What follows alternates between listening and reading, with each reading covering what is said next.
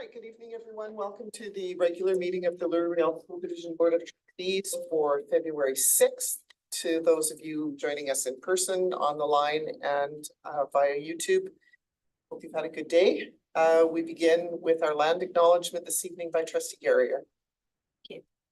The Louisville School Division, LRSD, brings together a community of schools on the traditional land of the Anishinaabe, Inawak, and Dakota.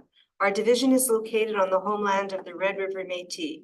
We recognize that Manitoba is also the traditional land of the Nishnawbe and Dene.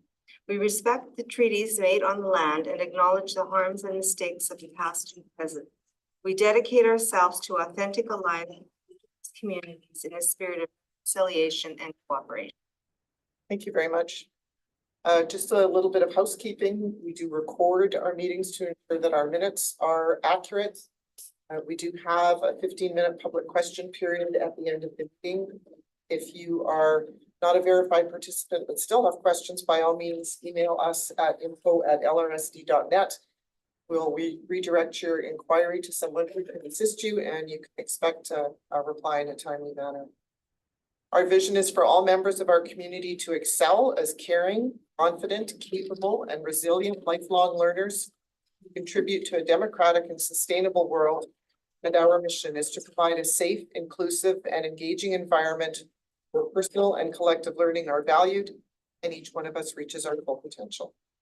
We do have regrets this evening from Assistant Superintendent Sean Paul and from Trustee Semignola. First item on the agenda is to approve the agenda. Recommendation is that the February 6th agenda for the regular board meeting be approved. I need to move right a seconder, please. Trustee Nordheim, second. Trustee Turner. All those in favor?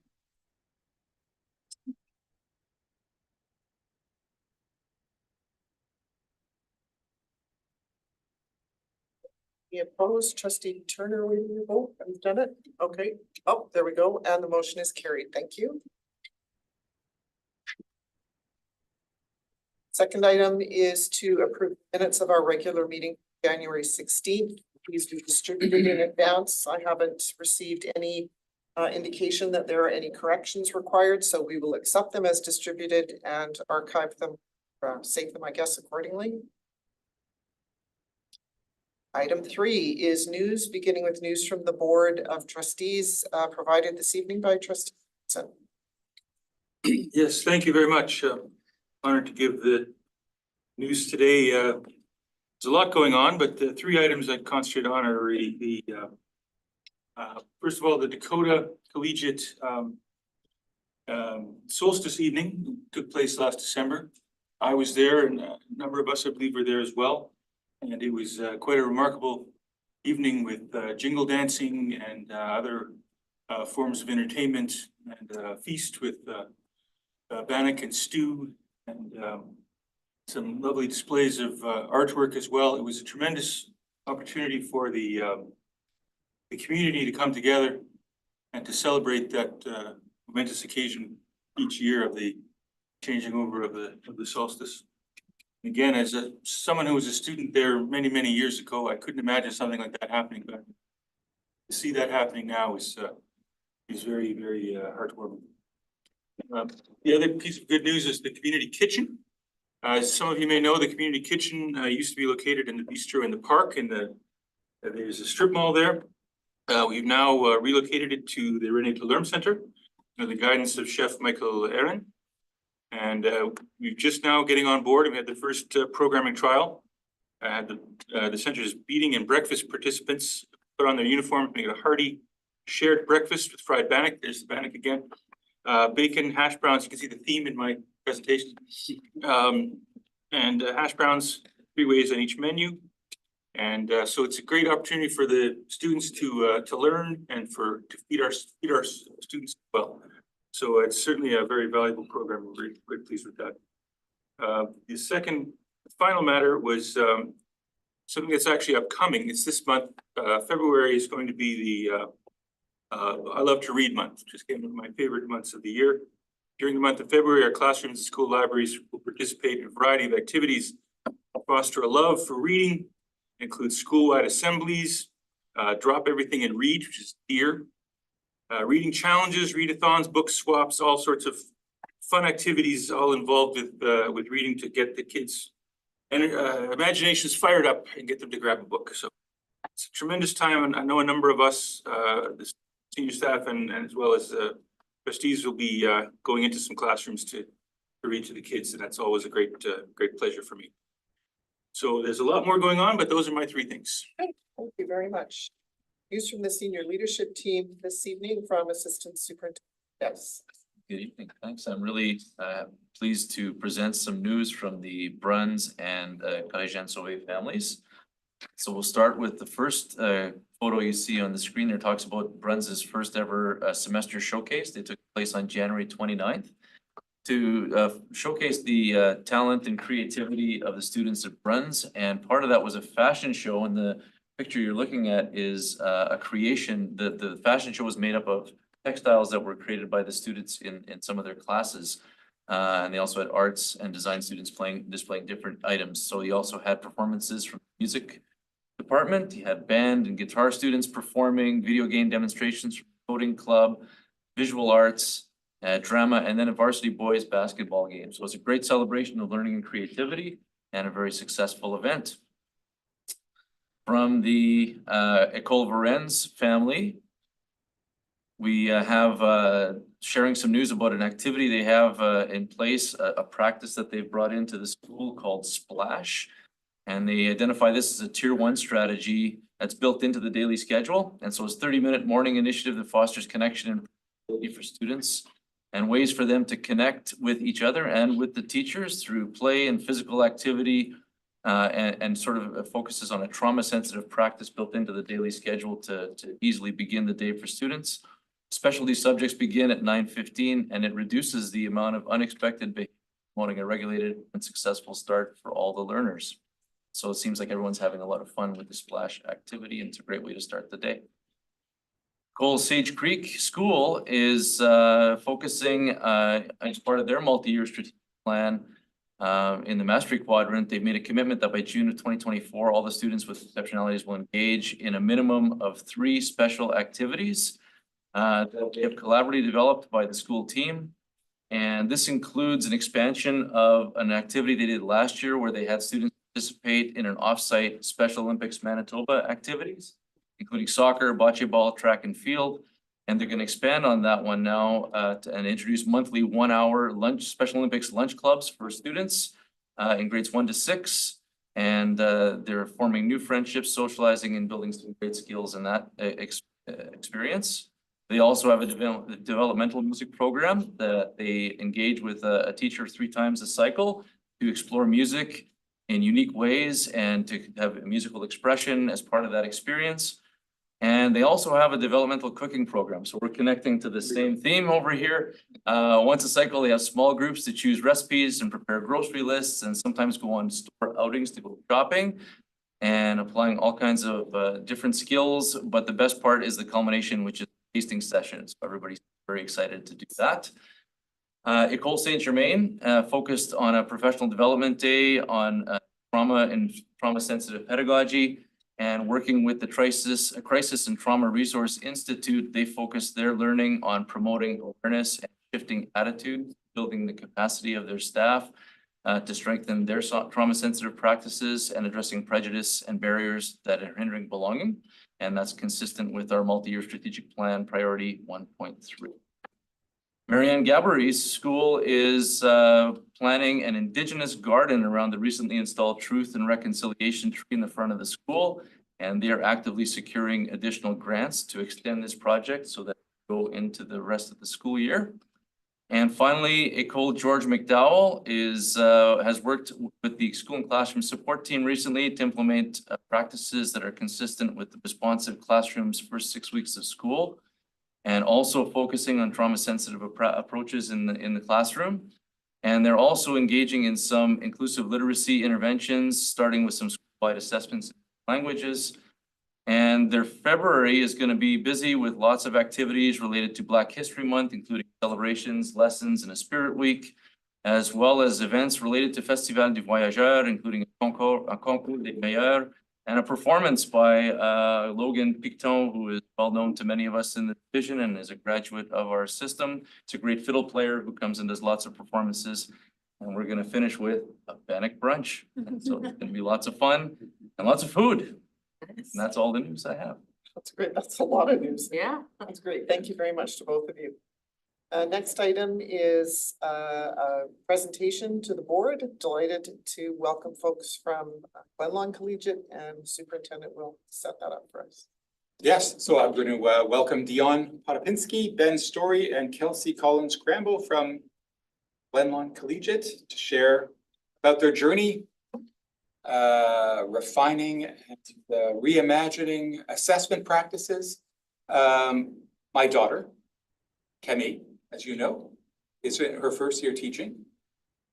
She teaches at École Stanley Knowles School in the Winnipeg School Division. And she was telling me the other day how she'd heard from colleagues at school about this amazing visit they'd had at Glenlawn Collegiate, learning from staff at Glenlawn Collegiate about their reimagining assessment and evaluation, and that ongoing refinement of that reimagining. It was really well. She was really excited to share with me. Her staff at her school in Winnipeg School Division had learned from one of our schools. Thank you. Are you able to put up the PowerPoint? Yeah, okay. So yes, thank you very much, Christian. And we do have, that was the fourth or fifth school visit that we've had. Come and wonder what it's all about. Obviously, most people are hearing from it from the 2 free press articles that were last January and June. So that sort of prompted some interest, of course, in what is going on at Glenlawn. So I'm going to tell you a little bit about where we're at, and then of course, Kelsey will tell you what's actually going on in the classroom, because that is not where I am. So, what it's really, so it started with Circle of Courage. And that's where we started with a sense of belonging and a sense of safety. That's where we started this journey. So for those that don't know, I've been at Glenlawn this is my 10th year there. So I've been there for a long time, being able to work with lots of staff over a very considerable amount of time. So that has been a very good thing, to be able to see through what we've been doing there. So it started with Circle of Courage, started with Broken Legs work. Before he retired, he came to Glenlawn Special Needs Initiative years ago.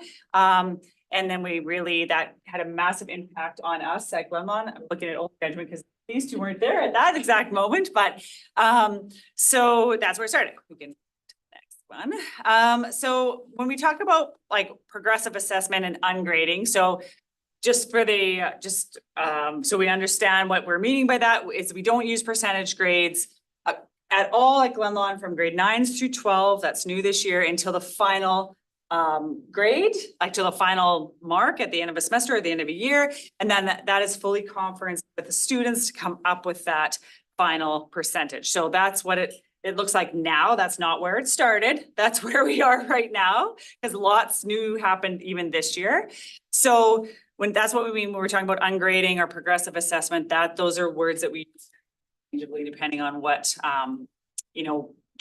what part of the conversation we're in. So it was really never about a grade. It was about all the things you see on the screen. So we've seen kids struggling. We lost children, we lost lives. We had multiple suicide attempts. We had all sorts of things that are not uncommon, I think, in high schools. And we just wanted to take down as many barriers as we could, so we did not see those behaviors, those addictions, all those sorts of things, what was causing that. And the pressures and the hierarchy and the power was definitely one of the causes of kids struggling. So taking down some barriers, making things more equitable, making there a place where people are truly safe in a classroom, academically safe, physically safe, mentally safe, is something that we strove to do. So that's how we kind of kept moving along the journey of having a place where it wasn't about a number. It was never about a number. So the next two slides, they're just gonna show you a little bit about what it looks like now in our classrooms. So this is where we've went everywhere from a 4-point scale to a different set of 4 words. We've done, Midweek Network has been an absolute game changer at Glenlawn around getting to these places, being able to talk every week about this. There's like, I don't even think I could describe what it would be like if we didn't have that ongoing PD. So right now, this is where we are. These are the 4 levels. These are the words that we use when we talk to kids about their learning, we do lots and lots and lots and lots and lots of assessment, just not grading. Okay, so kids understand those bubbles of what we've kind of, by we, I mean these guys, have come up with as posters at school. And then what you'll see in the middle, that is a discussion in September with kids. What does this mean? What do these words mean? What does it look like? What do I feel like when I'm in that stage of my learning? And then so the next one is we have 2 kind of versions of posters. If you like hard colors or you like soft colors, little bit of a different words. This is Kelsey's room, this one here. So again, the same words we're using, same descriptors, and then kids having a chance to sort of say, what does that look like? What does that feel like? If I want mastering, what is that? Or that's what I strive for. So the ultimate goal, if we're looking at assessment at Glenlawn, is for that the kids are in mastering as much as we possibly can. So if a kid is not mastering all their outcomes, then that's a problem to us. And mastering is over 80% if you want to know a number in the end. So if a kid is mastering, they're somewhere between 80 and 100%. So we are not happy unless we can get kids into mastering most of the time on most of their outcomes, because we know through research that if they don't, they will not be successful in the next version of the academic rigor that's put towards them. So we just reported, and so we would admin, Kim is here as well, one of my VPs, we go through, and if the kid says there's been 6 outcomes, 4 are mastering, 2 are progressing, that's written down. What are those 2 outcomes that are progressing? And we need to put in some support, student services, educational assistants, whoever, to get from progressing to mastering. So that's kind of in a short version what that looks like. I'm gonna let the next 2 go because they can tell you exactly what's going on in the classroom, and then we will talk and answer questions all the way or at the end. So I'll turn it over to Kelsey. She's got a couple slides, I think. Yeah. So I'm relatively new to Glenlawn. This is my 2nd year there. So I'm kind of coming in with some fresh eyes, but also with the new ELA curriculum. So a lot of the questions that I get when we do have these conversations with other schools is, what does this look like in a classroom that doesn't have outcomes? Because the new ELA curriculum doesn't have formal outcomes, much like the sciences or the math. So for myself, I'm looking at those 4 practices that we talk about in ELA. So things like, how do we make sense of text? How do we create text? How do we use research? How do we talk about social justice and bias in text? And then what I do is I break it down into different descriptors, and those become our quote unquote outcomes. So when I'm looking at what is the student achieving, what is the student doing in my class, are they in very much a circular fashion, because we're constantly doing all of these things in ELA. Are they continuing to progress in these 4 different areas, those 4 different systems? I know the high school descriptors have not yet come out for the new ELA curriculum, but using the middle school ones along with the elements that are already there and much of the other discussion and descriptors, it's quite easy to create targeted pieces that we can use as our outcomes on our outcome map or whatever the case may be. And so I do use those 4 different words. If you go to the next slide, I use rubrics quite heavily, because in the language arts classroom, feedback, which is partly the whole goal of the ungrading or this progressive assessment, is let's give feedback. Let's not just give a grade. Let's explain what you need to do. So my rubrics help me to make that happen a little bit more efficiently. And all of them are derived again from that curriculum. So all of my students would see this. Sometimes we create them together if we do have the time for that. And we talk about, okay, what would mastering look like on when it comes to actually grabbing all the information we've got from these multiple texts? How would that look if we've got a mastering text in front of us? Okay, if it's not mastering, what might it be missing? What's applying? What's progressing? What's emerging? So for example, often the emerging, you're starting to able to do these things, but you need quite a bit of support. One of the ways that one of my students talked about progressing, which I'm gonna add to my permanent pictures on our posters, is you've had an aha moment at progressing. You've started to connect some of the dots and you're starting to see that. Applying, you're feeling like you're doing it pretty consistently. You may still have questions. You're not acing it at this point. You haven't got the confidence to share to someone, but you mostly get it. And then mastering is that other piece. And so for me, I put our system that we're looking at for each, and my rubrics have multiple systems because again, ELA is very interconnected and integrated. And then the specific description of what they're aiming for.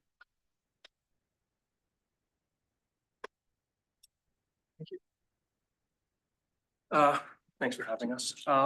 So when Dion asked me what it was that I would want to speak about, and I could speak forever on this, to some people I have, is the idea that, what I like to tell, guardians when they come to see me for tri-conferences or even just colleagues who are wondering, is my favorite part to talk about this is how the conversations have changed in my classroom.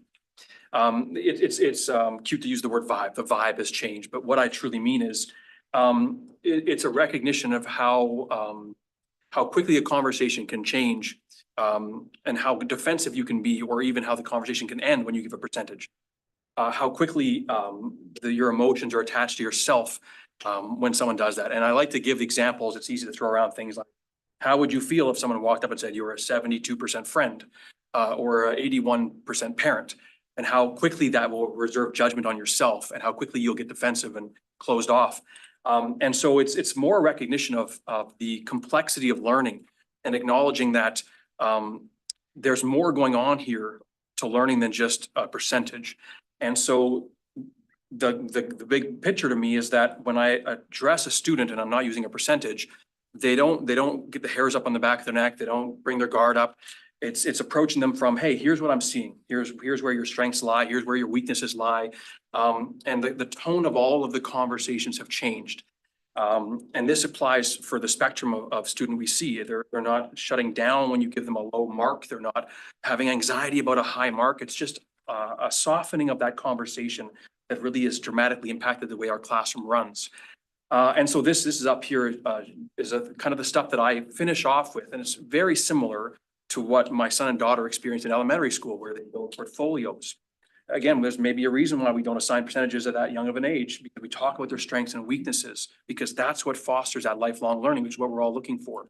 And so I have my students at the end, and this runs from my grade 9 class to my grade 12 chemistry class. I have them work on the self-reflection aspect that's so important for lifelong learning.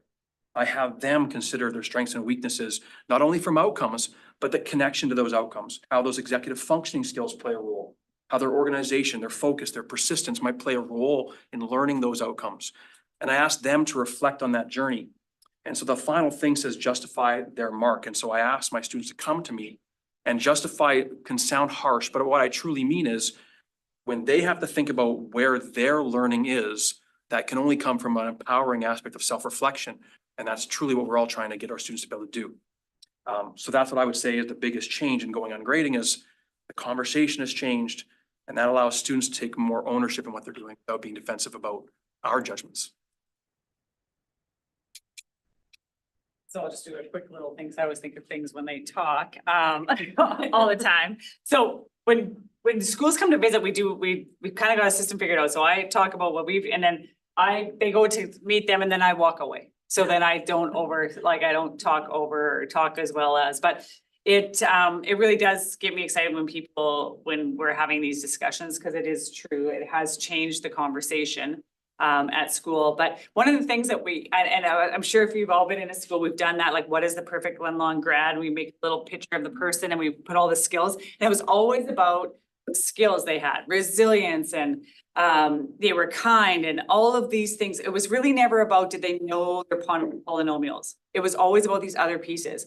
And the only way that we could find a way to teach all those other skills about how to go back at something, how to keep working at it, how to work together in collaboration pods in your classroom is to take away that percentage piece and really work at those skills. Because man, oh man, this is harder. There is no doubt about it. This is much harder for the teachers, the amount of feedback that is given and all of that. The kids have to be resilient, because holy smokes, some of them just tell me what I got already. That's what they want to say. But it's more about building the skills. What is their actual potential? When people say kids have potential, how do you know? How many times have you tried? How many times have we went back to actually know that? So yeah, it's exciting. We'll stop talking now. You can ask questions, because Ben is right. We can talk about this. Trustees, what questions do you have? Ms. Turner? Is there a way to track the progress, like 10 years ago Yep, we do it every year. to now, like Yeah. how they've So we- progressed and how the students are succeeding in a more positive? So we track it at school, like Power BI is our new best friend in terms of like tracking their, like, to say it more green, that's what we want in our Power BI report. And we have changed practices because of that. We've completely changed how we do grade 10 because of watching our kids' successes and lack thereof. But we have not tracked after school. Like, so we haven't went and collected data of kids that say have graduated 2 years ago, 4 years ago. So no, that part we have not done. But within the school, every year, we look at the success of each grade level in terms of groups and then singular. Like, so if a group of the 06s have went through, right, you look at the 06s as a whole, but you also look at how successful are they in grade 11 now, today, as they were 5 years ago, 4 years ago, things like that. We do it all the time. Yeah. Trustee Garrier? Oh, sorry, sorry. Oh, it doesn't matter. Okay, Yeah. I wanted to say that it's an exciting endeavor that you're doing. I imagine that it's a real partnership and for the students and the teachers. I can really see that. You've taken some lessons almost from the earlier years, and I can see that in the way you speak about it. I think the part that I find really exciting is the thinking about the learning of the students, their own learning, their metacognitive pieces are in there, and that is what will carry them on forever. Mhm. My only question is, for the end, how do you justify to the other organizations or to universities how you're coming through? I know that you're using rubrics, which is fantastic, and the students see them first and they work towards. But I know that our world isn't the same, and if you have to apply to a university. They have percentage grades at the end. Does their Yeah. transcripts have percentage grades? Yeah. Okay, so Yeah. that was one And- piece I was. No, the percentage grade is there at the end, and if, like U of M, for example, really cannot function without having a percentage grade at midterm mark in the final semester. So we put it, like, again, they conference with the kids and they come up with a mark and they put it on then. Absolutely, Yeah. that's amazing. Yeah. Thank you. Thank you, Trustee Sigurdson. Yes, thank you. A very great program. It's quite a lot to think about. I was particularly interested in the four things: the emerging, progressing, applying, and mastery. We get a lot of these things that pop up when I read educational stuff, and a lot of them just sort of can't really grasp them, but this one is very clear and it makes a lot of sense. I really like these. Did you? You guys talk about that. Did you make it up or did you? Yeah, no, I. You wanna patent that? I can talk about this forever. So as you alluded to, this is like a long journey and lots of midweek networks and lots of argument. Oh, yeah. Everybody has those islands of their own kind of knowledge and that they want to kind of put into that piece. So yes, we started off with a different set of words. And again, if you like educational books, this is not a new concept. BC is a But you'll close. see words like proficient. in Yes, the text. exactly. How proficient has zero meaning to a Yeah. student, Yeah. a word they use. And so we were trying to use some words and we got stuck. We had extending at one point instead of mastering. Well, the reason we settled eventually over multiple iterations on these words, number one is because they're verbs. Yes. And the idea that even like, we didn't say master, it's mastering, so they understand that even at this range, there's still more you can do, there's always gonna be more learning, so keeping them verbs was really important to us. And so, yeah, this was not, it was not a first week and we had these words settled, this was a 6-month journey. And I think we rolled it out 1 year with 4 different words. Yes. And then it was about having to explain ourselves to the children or students. And what Kelsey had done, again, that picture you saw with the board with all the sticky notes, Mhm. having the kids be a part of that conversation of the richness of what these steps mean. The wording was important but it took time to get there. Yeah. for I sure. have never seen it quite so clear. I thought maybe you'd cribbed it from some great think tank or something. Well, Yeah, the think thanks, I tank was. appreciate You're the think tank. No, that was- 8 years. You need, This was Yeah. definitely the. you need to patent that and write it into a book and sell it online. You'd be big shoes. Thanks for all your hard work.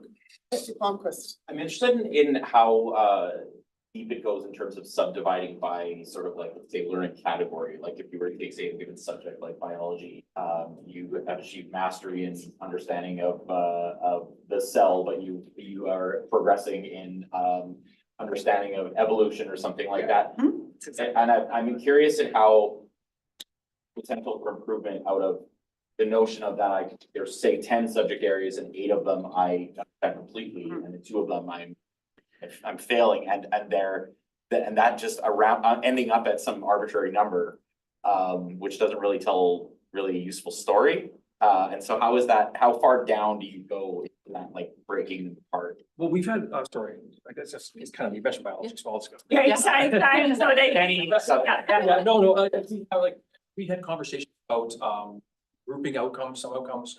You know, the one will say, describe this, the other will say, well, explain this, but they're the same topic, and so that can be put under one umbrella outcome. So we talked about where our outcomes we thought could be grouped to make them smaller numbers. Again, we want the students to be involved in this process, so we can't have 33 outcomes. The students will be overwhelmed. So how can we cluster them into 7 or 8 clear outcomes? So we start off with that. And then when it comes down to assessment, it is possible, yeah, they could be progressing in this particular outcome, but it's not the minutia you might imagine because we've made them a bigger outcome. And so then you can have conversations about, yes, we want you to reassess on this outcome, but this one's fine. But really, it's not any different than it was ever when you had students do a, this unit test and they did well on, and this unit test they didn't, and you find a way to aggregate all that data. Like, it's really not much different, but it's not as boiled down as like singular line in the curriculum. And so, and this year, we've also asked for outcome mapping from our teachers. And the reason we ask for outcome mapping is that, so when we come to a reporting period and kids are missing outcomes, then we can talk about, so if a kid is missing some outcomes, it's not about the product they missed, like, so they didn't miss a test. They missed these outcomes. I used a test as my product, but they miss these outcomes. So student services or an EA or one of us admin may come in and say, we're gonna get, show us that you can master these outcomes, but maybe use a different avenue, a different vehicle, a different product, right? But we need to know what those outcomes were along the journey that you're on to do that. But kids all, like, if we read our report cards now, if you pull the Glen Lawn report card, that's exactly what it would say. They are mastering this, progressing in that, emerging at this. And then that's when you swoop in for help, and they may only ever be progressing at that because they just don't get that. Okay, so then they've reassessed enough times that you know that that's their max. Like, they actually hit their wall on that topic. And then when you talk to the kid, then we say, okay, like, what's the level of importance in this? And what was our percentage gonna come down to in terms of, is there more, have you mastered 80% of the course versus 10% that you're just like, I just don't get evolution, I don't get it, For the ELA specifically as well, because it is so integrated, so circular, we can constantly come back to various outcomes and reassess them in different ways with, again, not having to go back to a specific product. And it also opens up the space for more discussion and conversation-based assessment. Like, I've got a student who, they actually never completed the art piece and the process reflection that was supposed to be happening with that. But they described this art piece vividly to me. Right. And then they were able to explain each of their decisions. So while I didn't have the physical thing, what they were able to tell me, they were able to demonstrate the extent of their knowledge through that. Any other questions? I've got a couple. Early on, Dion, you referenced research and somewhere along the line, BC, I think referenced as a, I don't know if it's a province that's doing this more wholesale, but I imagine there's a significant amount of PD that goes along with something like this at the beginning and right through. So what does that look like for, like if we wanted to dig into that research a little bit, or if we were curious about, is there something in So particular? the ungrading, Mind on? ungrading book, we've done a lot of work with, and grading for equity. We did really, when in the beginning, we were heavy into, like, we went through lots of articles. We spent a lot of groupings of PDs, things to like just really back what we were doing. We had many people taking their masters and postdocs at the time. We had lots of research coming at us all over the place. We haven't revisited that again for a while. Like there's articles that go out in our like weekly as much every once in a while, but not to the same degree. But certainly ungrading, grading for equity are our two biggest ones. The first part of the ungrading book is really all high school related.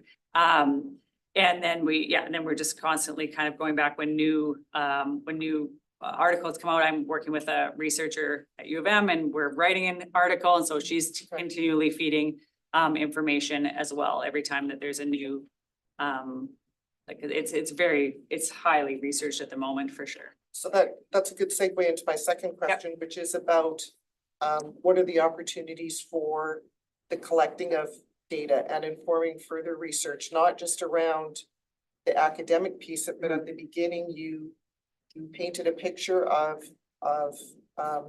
student mental health related to those numbers, right? Which we probably all relate to. Yeah. I'm curious to know, like, do you see, or how would you determine if this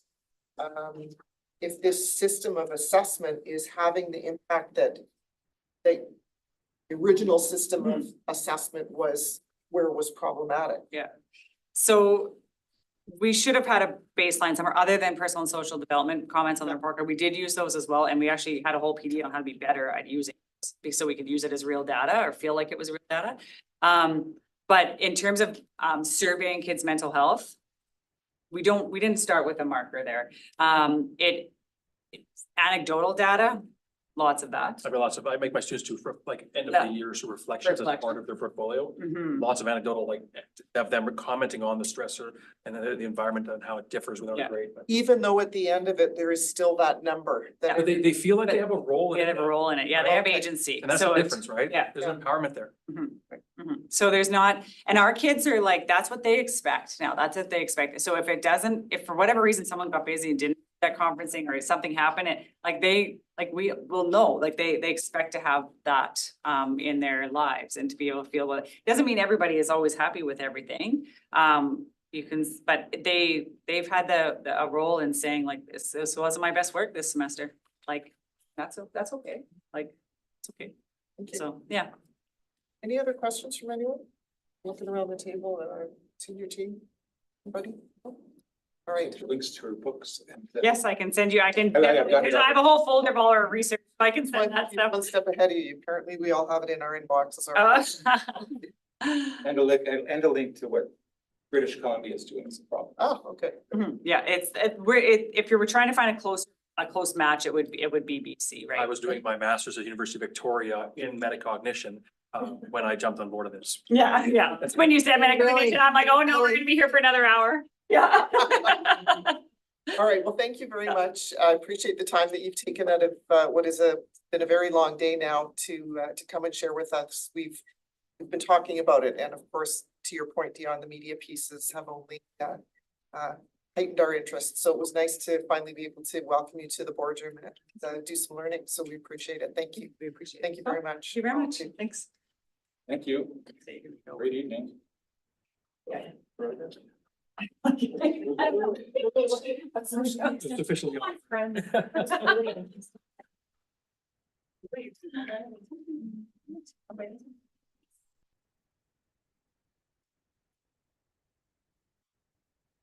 Yeah, sure.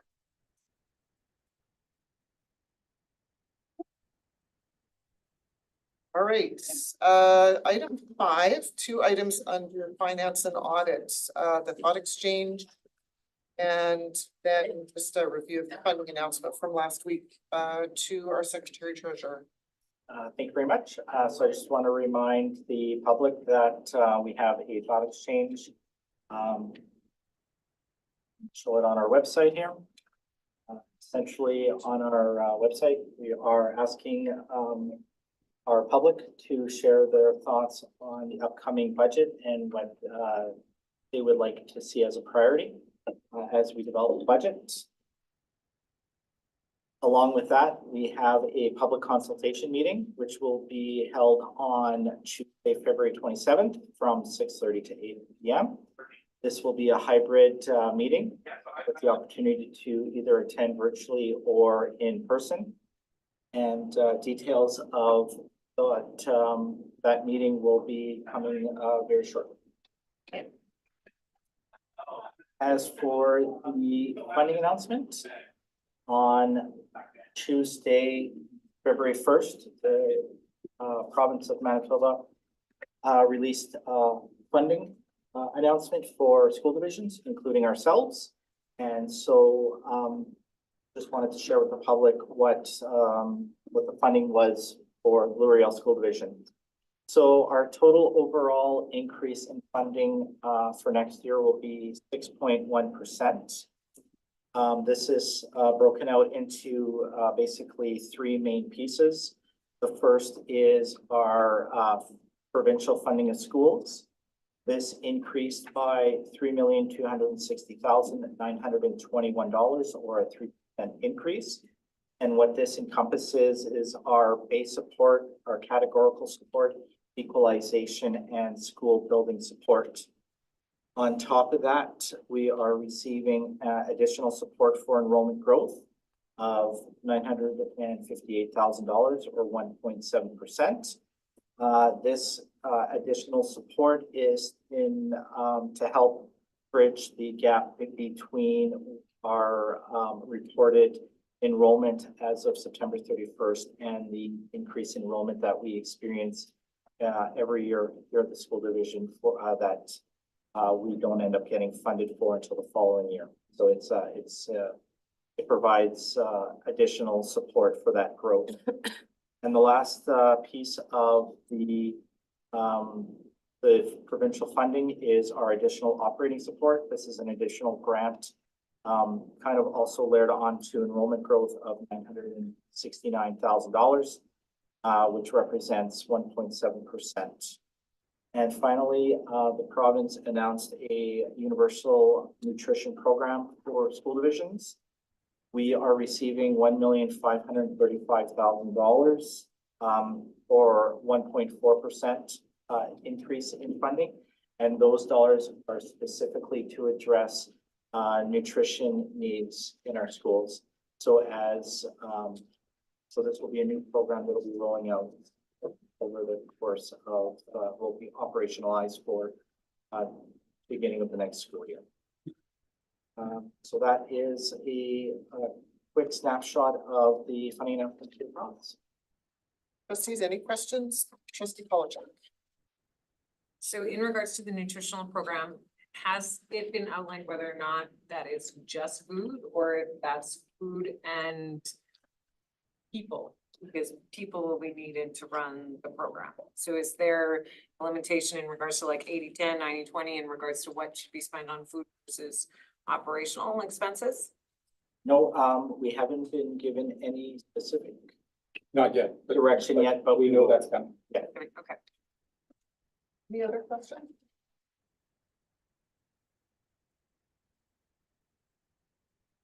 Trying to read the language there. Was that a question or? All right, thank you very much. I know there's lots more conversation still. It's very early days, and we of course look forward to sharing our plan with our public coming up in a couple of weeks and receiving their feedback. Item 6 is staffing. We have one item that is a personnel update that the superintendent will share. Yes, so this is wonderful news. It's an amazing opportunity. As you know, trustees, because you agreed to this, LRSD has been partnering with River East Transcona School Division Winnipeg School Division and CDAP to work on matters of diversity, equity, and inclusion for some time. And part of that work was to approach the federal government for some funding. And we were successful in receiving that funding. And this money is going towards the creation of 2 coordinator positions to coordinate work between 3 school divisions to see things improve for students and staff in these school divisions, to see their work conditions improve relative to DEI, to see their school experience improve relative to DEI, and to also diversify our workforce in our schools. And I am coming to you this evening, we as a senior leadership are coming to you this evening, asking for your permission to second one of our principals, Shelley Hopper, to one of these coordinator positions. And so our work would start after spring break, giving us time to transition the community, leadership for the community at Nelson McIntyre Collegiate between now and April. And her work would, her secondment would continue to June 30th, 2026.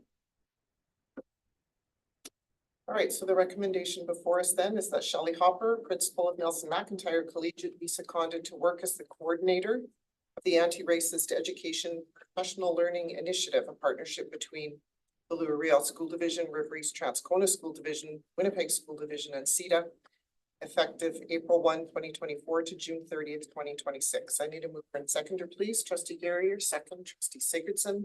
Any questions on this? Remind me again what CETA stands for.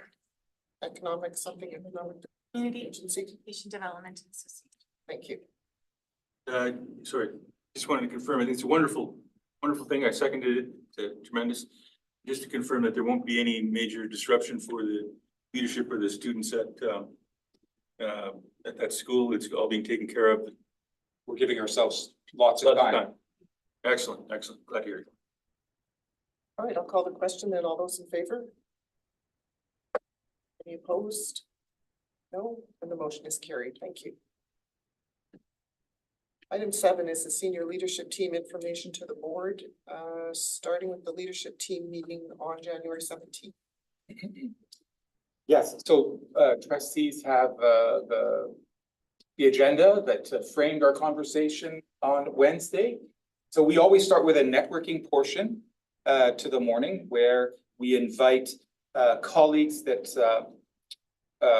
are working in the board office supporting schools that folks in schools don't necessarily get a chance to network with in an informal way.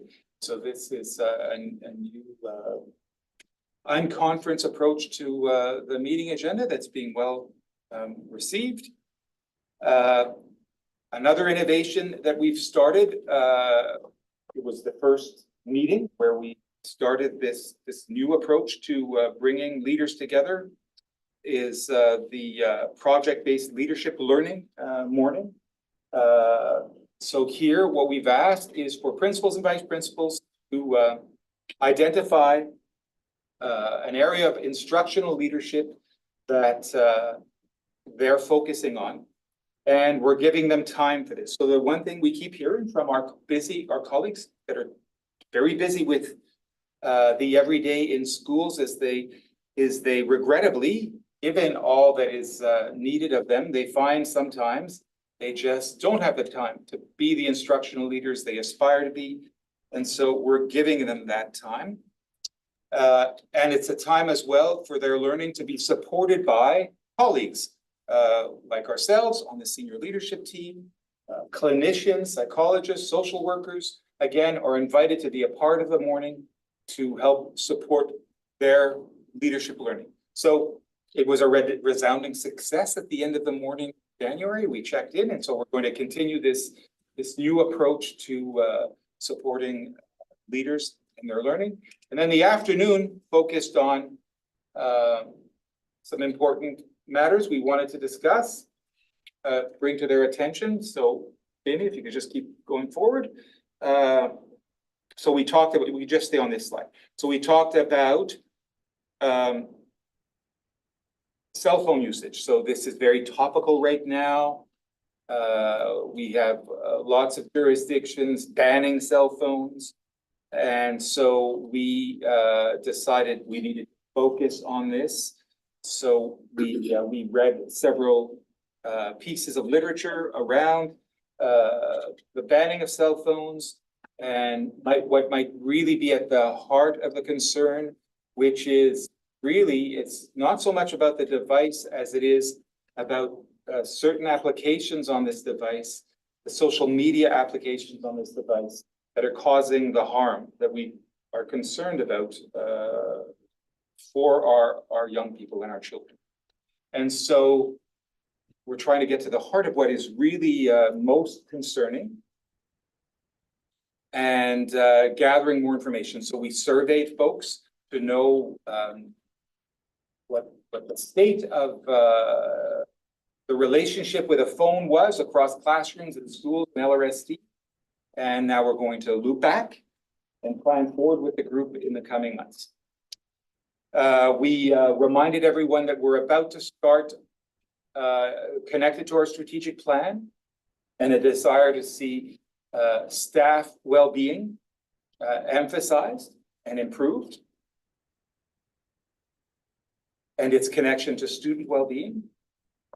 We are going to embark on a baseline collection of information through the Guarding Minds survey instrument. That is an instrument that's been around for a few years and developed nationally. It's a Canadian instrument being used in many industries, in many sectors. And so we're going to, this February, we're going to, for the first time in our history, survey our staff, all of our staff, relative to their wellness as a baseline, to see then the strategies outlined in our strategic multi-year strategic plan, see how they are measuring up. Are they actually making a difference? We talked about teacher staffing. That is a looming focus for us all. Staffing for next year. We talked about policy AC and a slight adjustment to that policy. We talked about the implementation of a new student information system, Power School, and then we left time for some closing remarks. Trustees, any questions on this item? Seeing none, we will move on then to Beyond the Horizon 2.0. Well, trustees may remember Beyond the Horizon 1.0 in 2021. So in the midst of the pandemic, we asked students to come together, high school students bringing together students grades 5 to 12 across all our schools to talk about lessons learned from the pandemic while we were still in the pandemic and how that could inform reimagining of schools. And that then informed, those students then were the keynotes in that month of May in 2021 for the PD Day that brought together all staff in LRSD. So you'll recall of all of that good work. And it's informed our new multi-year strategic plan. It's at the heart of it. Well, it's now time to, I had promised this would become a recurring theme. And so here we are. Beyond the Horizon, it's time for Beyond the Horizon 2.0, and I'd like for Assistant Superintendent Cormack to add what is developing. Thank you very much. So at our recent Divisional Student Advisory Board, our superintendent shared with the group an overview of what has taken place in the past and sort of floated out the idea out there to see if there would be an interest. And of course, from this group of eager and enthusiastic students, there was a lot of questions. Deepening their understanding of what the scope of it could be, and already beginning to think ahead of how it might evolve. And so over the course of February, the group is working to identify other student leaders in the high schools that will assist in the organization and planning of this student-led event. Starting with the feedback request to students around those topics, those areas that are most important to them right now in 2024. To help them formulate those questions that will ultimately drive what the event ends up focusing. And so we will hope to have that information by the end of February. All we are doing right now is just saying, let's go forward slowly, thoughtfully, carefully, because the enthusiasm, of course, as you can imagine with this group, is endless. Any questions on this item, trustees? It's great. We look forward to hearing more. You're right, they're a pretty busy group, and it's nice that they still have that enthusiasm for engagement at that level, so. Item 7.3 is, student related as well, engaging students in budget fund exchange.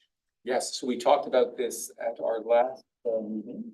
And so here you have the makings of a teaching resource, a learning resource for teachers. It will be ready on Thursday.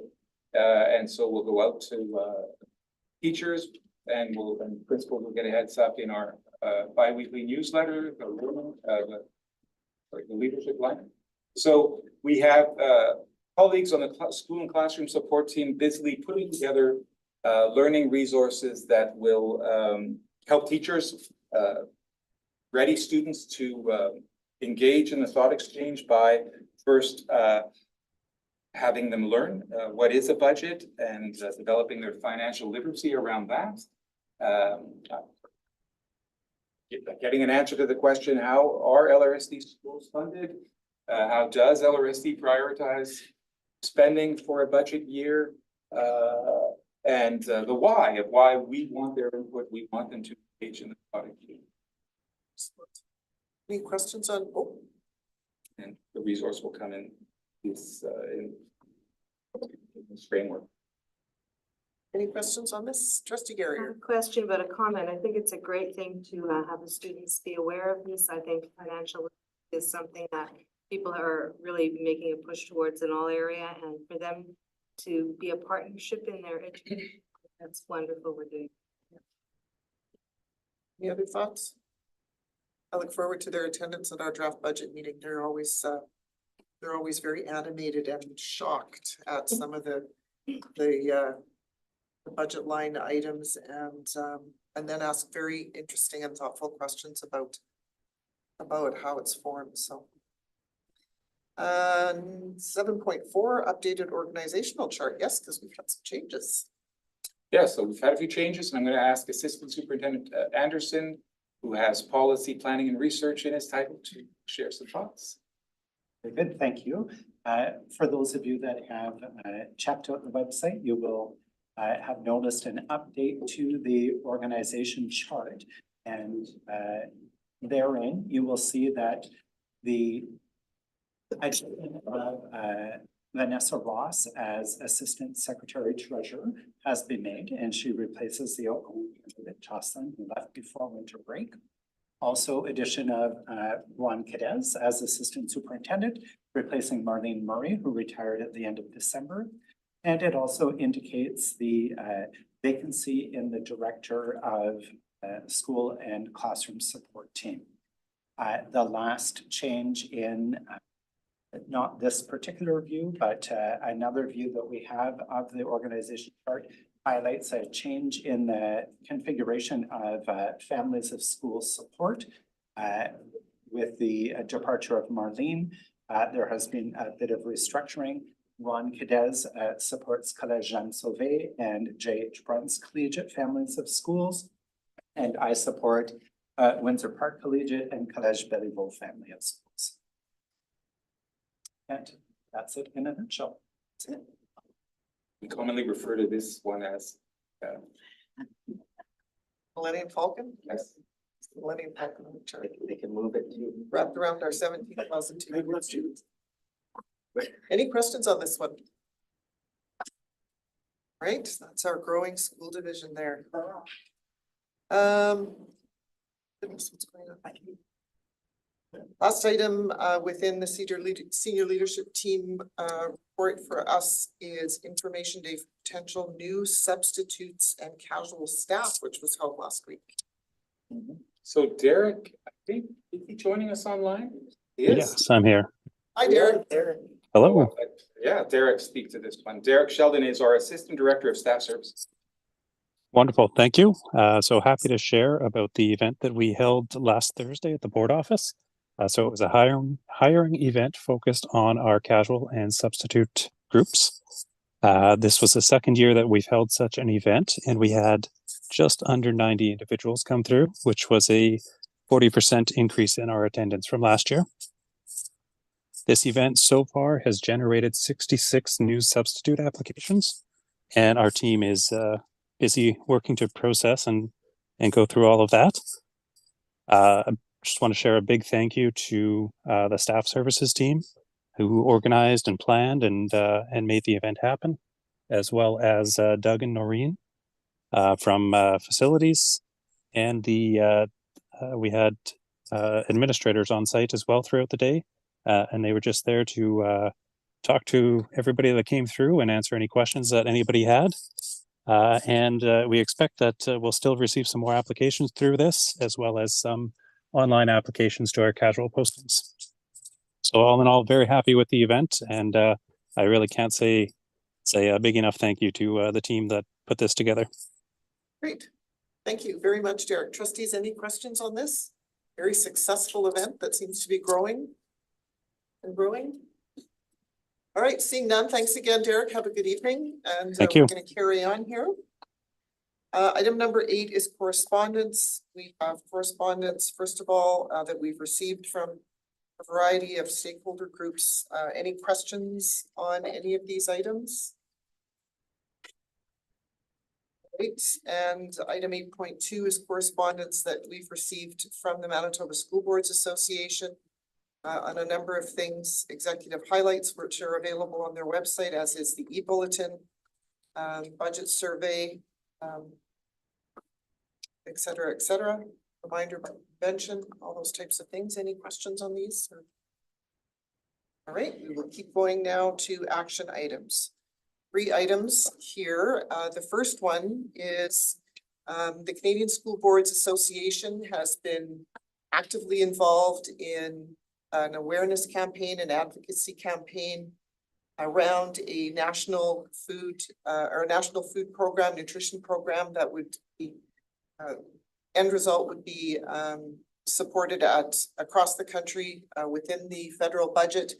There was a draft letter, template letter that was sent out to all the provincial associations and then by extension to individual boards, encouraging us to join them in this advocacy and request serious consideration in the upcoming budget by sending correspondence to Chrystia Freeland as Minister of Finance and asking for inclusion of dollars allocated specifically to a national food program in the 2024 federal budget. So the motion then here is that the board direct the chair to send a letter to the Honorable Chrystia Freeland, Minister of Finance and Deputy Prime Minister regarding the inclusion of a national school food program in the 2024 budget.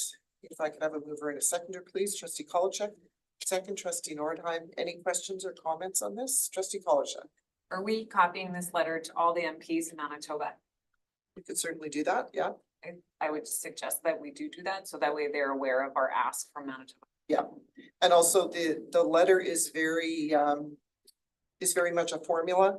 So I think there's opportunity for us as a division within a province that just received funding specifically to provide nutrition in schools, that we provide a bit of context and maybe some Louis Riel specific information that would just lend credence to the request. So, all right, any other questions? Seeing none, I'll call the question. All those in favor? Any opposed? The motion is carried. Thank you. Item 9.2 is regarding the distribution and casting of board ballots at our upcoming provincial convention in March. And these are the ballots that would be cast by the board as a whole, as opposed to the individual ones because they are go to individual boards, they are required to be signed for. So the recommendation is that the memorandum dated January 15th, 2024 regarding the distribution and casting of board ballots at the 2024 Manitoba School Boards Association Annual Convention be received as information, and that the chair responds. Mover and seconder, please. Trustee Kolachek, second. Trustee Turner. All those in favor? Sorry, we have to name some people? It's named in the communication. So yes, just for those that are joining us, myself and Trustee Sigurdsson will be named as the folks that will sign for the ballots. Mover, seconder, questions. Did I call the question? Well, All those in favor, everybody's already voted already.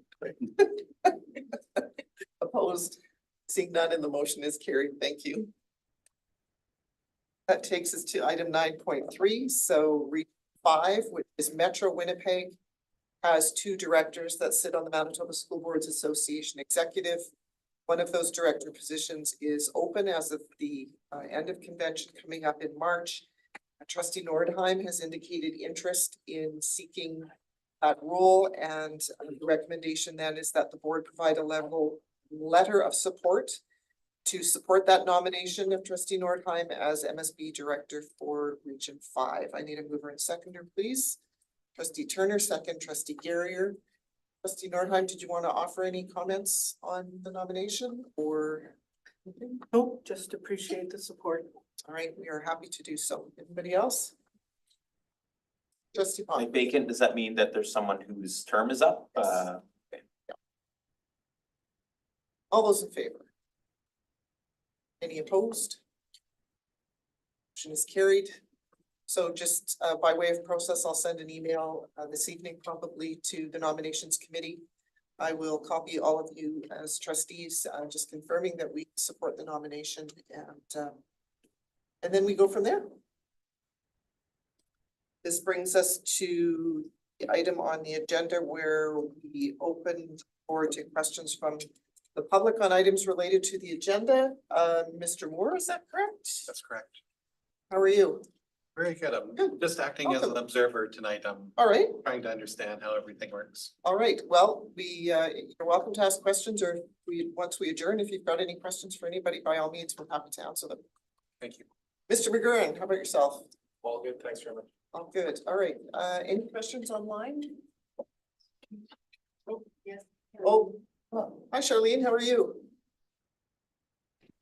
I'm well, thank you. Good. I just have a question about the national food motion and the letter. You'd Yep. mentioned that it was going to be a form letter. Is this something that would possibly be able to be shared so that those who are chairs of their PAC, something that they could bring forward to their parent and caregiver communities and see if that's something that they would also perhaps like to share? I like that idea. It's actually on my list of things to do, is to send out a communication to our parent council chairs and our school parent leaders. So I'm going to add that, and we'll include the template for sure. Okay, great. Thank you. Thanks for the suggestion. That's great. Great. Thanks again. Yep. Seeing no other questions? That brings us to the end of our agenda for this evening, and we are adjourned at 7:39. Have a good evening, folks, and trustees. We'll see you here next Tuesday at 4 o'clock.